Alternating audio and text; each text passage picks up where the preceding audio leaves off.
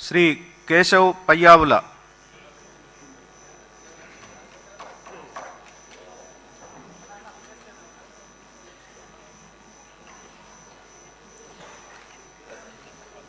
పయ్యావుల కేశవ్ అనే నేను శాసనసభ సభ్యుడిగా ఎన్నిక అయినందున శాసనం ద్వారా నిర్మితమైన భారత రాజ్యాంగం పట్ల నిజమైన విశ్వాసం, విధేయత చూపుతానని, భారతదేశ సార్వభౌమాధికారాన్ని, సమగ్రతను కాపాడుతానని, నేను స్వీకరించబోయే కర్తవ్యాన్ని శ్రద్ధాసక్తులతో నిర్వహిస్తానని దైవ సాక్షిగా ప్రమాణం చేస్తున్నాను.